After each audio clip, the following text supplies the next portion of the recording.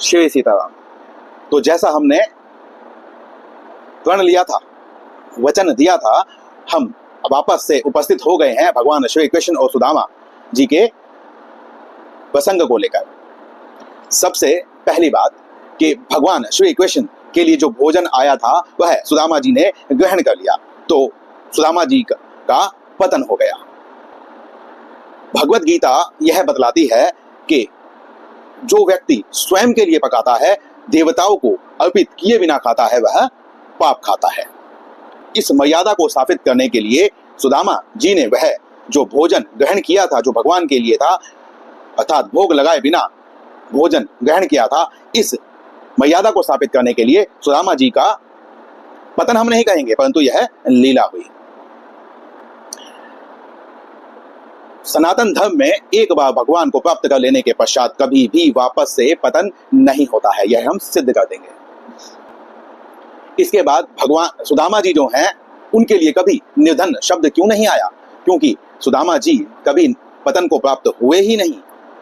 उनके मन में सदैव भगवान श्री कृष्ण की भक्ति का धन सदैव था। कभी ऐसा हुआ ही नहीं कि एक क्षण के लिए उनके मन से वह भक्ति ना गई। सुदामा जी वह थे, यदि आपने टीवी सीरियल में भी देखा हो, तो वह भोजन कर रहे थे, भिक्षा से लाए थे, जिससे उनके पूरे परिवार का पोषण नहीं हो पाए, अल्प भोजन था। परंतु जब वह भोजन करने बैठे तो द्वार पर एक भिक्षु आया, उसने भिक्षा मांगी। सुदामा जी ने खड़े होकर अपने उस भोजन को उस भिक्षु को अर्पण कर दिया। क्या कोई निर्धन व्यक्ति ऐसा कर सकता है? सुदामा जी की पत्नी जो थी, उन्होंने सुदामा जी को भगवान श्री कृष्ण के पास जाने के लिए प्रेरित किया। ऐसा क्यों हुआ? पत्नी का अर्थ होता है जो पति को पाप से तार देती है। यदि आप यह कहें कि सुदामा जी ने वह जो पाप किया था, देवताओं को अर्पण किए बिना भोजन ग्रहण किया था, उस पाप से तारने के लिए उनकी जो पत्नी थी, उन्होंने सुदामा जी को भगवान के पास पुनः भेजा कि यदि देवता के प्रति आपसे कोई पाप हुआ है तो आपको देवताओं के पास जाना चाहिए। भगवान श्री कृष्ण भगवत गीता में कहते हैं कि सभी यज्ञों का भोक्ता मैं हूं और सभी लोगों का ईश्वर भी मैं ही हूं।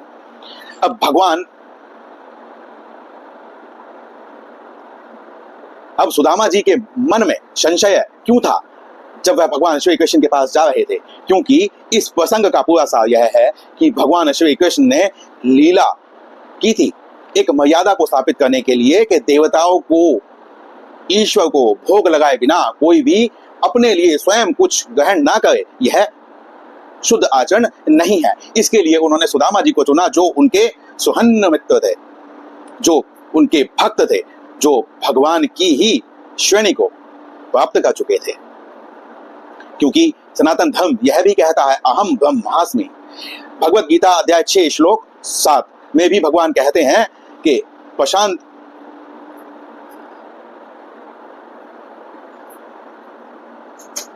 जितात्मनः प्रशांतस्य परमात्मा समाहितः शीतोष्ण सुख दुखेषु मानापमानयोः। इस श्लोक में भगवान यह बतला रहे हैं कि जिसने अपने मन को जीत लिया है, जिसका मन हर परिस्थिति में समान अवस्था में रहता है, शांत रहता है, वह कभी विचलित नहीं होता, जिसके लिए शीतोष्ण सुख दुख, जिसके लिए सुख दुख सर्दी गर्मी और मान अपमान, इन तीनों शब्दों को यदि आप एक उसमें लें तो आप कह सकते हैं कि अनुकूल और प्रतिकूल परिस्थिति में जिसका हृदय विचलित नहीं होता है, वही उसके हृदय में परमात्मा समाहितः, वह परमात्मा उसके हृदय में सदैव वास करता है। तो सुदामा जी कभी किसी परिस्थिति में विचलित नहीं हुए, उनके साथ सदैव भगवान थे। अब सुदामा जी के मन में संशय इसलिए था कि भगवान श्री कृष्ण ने एक कार्य दिया है कि तुमको जाकर इस प्रकार का जीवन व्यतीत करना है ताकि लोग तुमसे सीख सकें कि मुझे क्या नहीं करना चाहिए और मुझे क्या करना चाहिए। सुदामा जी के मन में संशय इसलिए था कि क्या उन्होंने जो जीवन जिया, जो आचरण किया, क्या उस आचरण से शिक्षा मिल रही है, यह उन्हें संशय था। क्योंकि भगवान ने उनके कांधों पर एक जिम्मेदारी दी थी, तो वह इस संशय में थे क्या वह उस जिम्मेदारी का पूर्ण रूप से निर्वहन कर पाए हैं। इसीलिए सुदामा जी के मन में संशय था। भगवान सर्वज्ञ हैं, भगवान जानते थे कि सुदामा जी ने जो किया है वह सदियों तक गाया जाएगा। अंत काल तक गाया जाएगा, जब तक यह सृष्टि रहेगी जब तक गाया जाएगा। उन्होंने जो किया है वैसा ना कभी पहले किया गया था और ना कभी बाद में किया जाएगा। इसीलिए सुदामा से मिलने के लिए भगवान अपना राजपाट, सिंहासन, भोजन सब कुछ छोड़कर दौड़ पड़े थे। तो भगवान और भक्त के मिलने की यह जो लीला है यह इतनी अद्भुत है कि इतने महान संतों ने इसको गाया है, मैं इसके लायक नहीं हूं। जो भगवान की कृपा से मेरे मन में स्फुरित हुआ वह मैंने आपको बतला दिया है। क्या मैं इसके साथ न्याय कर पाया, क्या मैं इसके साथ न्याय नहीं कर पाया, यह मैं आप पर छोड़ता हूं। मैंने जैसा कहा था, यह वीडियो आपको पसंद ना आए तो जैसा आप चाहें कमेंट करके मुझे कह सकते हैं।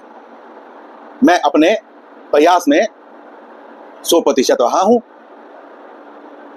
रिजल्ट कैसा आए ये तो मुझे नहीं पता, क्योंकि सुदामा जी भी भगवान के द्वारा मिले हुए कार्य को कर जब भगवान के पास जा रहे थे तो उनके मन में भी संशय था। मैं तो उनके चरणों की धूल भी नहीं हूं, तो मेरे मन में भी संशय तो रहेगा कि मैं न्याय कर पाया हूं या नहीं कर पाया हूं।